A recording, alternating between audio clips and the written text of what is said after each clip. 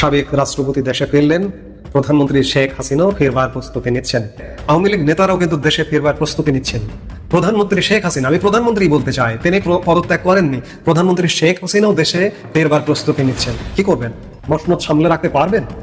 এক মাসের মধ্যেই দেশে ফিরবেন শেখ হাসিনা। দক্ষিণ পূর্ব এশিয়া অঞ্চলের আঞ্চলিক পরিচালক সাইমা ওয়াজেদকে বলতে শোনা যায়, এক মাসের মধ্যে আমার মা বাংলাদেশে আপনাদের মাঝে ফিরে আসবে। আগামী এক মাসের মধ্যে শেখ হাসিনা দেশে আসতেছে।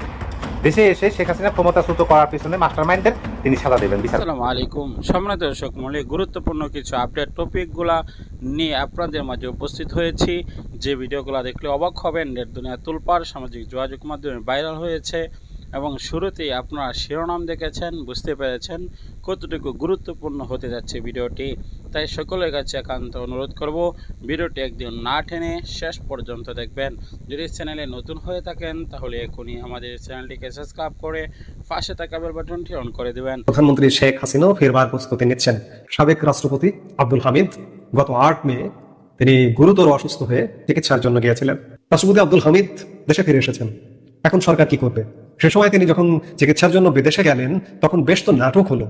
তিনি যে চিকিৎসার জন্য বিদেশে গেছেন এবং তিনি যথাসময়ে চিকিৎসা শেষে দেশে ফিরবেন, এটি তার ছোট ছেলে ফেসবুক স্ট্যাটাস দিয়েও জানিয়ে দিয়েছিল কিন্তু। এবং তিনি সাবেক রাষ্ট্রপতি আব্দুল হামিদ কথা রাখলেন। 31 দিনের চিকিৎসা শেষে তিনি দেশে ফিরেছেন। এখন সরকারের স্ট্র্যাটেজি কি হবে? আব্দুল হামিদের নামে কিশোরগঞ্জে একটি মিথ্যা হয়রানিমূলক হত্যা মামলা আছে। এই মামলার কারণেই তার বিদেশ যাওয়া নিয়ে সেই সময় প্রশ্ন উঠেছিল। আব্দুল হামিদ, যেটি জানা যাচ্ছে যে তিনি গ্রেপ্তার হবারও প্রস্তুতি নিয়ে এসেছেন। এই যে গুরুতর একজন অসুস্থ মুমূর্ষু একজন রোগীকে এগুলো সরকারকে অ্যারেস্ট করবেন?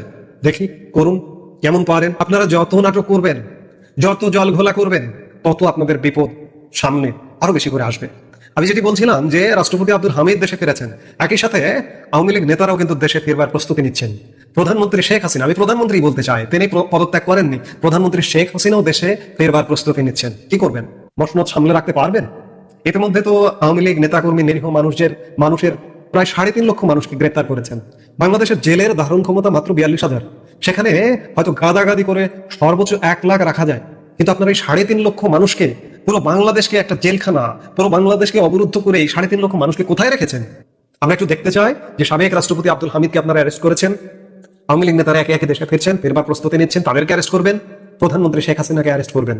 সেই প্রস্তুতি আছে? সেই গ্রেপ্তারটা করতে পারবেন? গ্রেপ্তার করে কি মসনদটা ধরে রাখতে পারবেন? আপনারা যে স্বপ্ন দেখছেন, ডক্টর মোহাম্মদ ইউনূস স্বপ্ন দেখছেন, যার কারণে আমরা বিভিন্ন জায়গায় এত ব্যর্থতার ফলেও শুনতে পাই ভাড়া করা লোক দিয়ে যে 5 বছর 5 বছর 5 বছর। এই যে পরশুদিন ঈদের মাঠেও কিছু ভাড়া করা লোককে এনে সামনে দিয়ে তাদের কণ্ঠ বলা হচ্ছে যে আপনি কারো কথা শুনবেন না, আপনি 5 বছর চালিয়ে যান। 5 বছরের কথা কে বলে? বাংলাদেশের কোনো বিবেকবান মানুষ বলবে 5 বছরের কথা? মানুষ তো বলবে যে এই মুহূর্তে বিদায় নিন। মানুষ বলছে এই মুহূর্তে বিদায় নিন, কান পেতে শুনুন, শুনতে পাবেন। কিন্তু আপনাদের এখন কান নেই, আপনাদের চোখ নেই। ডক্টর মোহাম্মদ ইউনূস এবং ইউনূসের সরকারে যারা আছেন তাদেরও কান নেই, তাদেরও চোখ নেই। কাজেই সাবেক রাষ্ট্রপতি এলো, আওয়ামী লীগ নেতারা আসছে, প্রধানমন্ত্রী শেখ হাসিনা আসবেন। আপনাদের স্ট্র্যাটেজিটা কি হবে? আপনারা প্রস্তুতি নিন। আপনাদের কি এই প্রস্তুতি আছে যে এতগুলো নেতাকর্মীকে 3.5 লক্ষ গ্রেপ্তার করেছেন, আরো নেতাকর্মীকে গ্রেপ্তার করবার মতো অবস্থা আছে?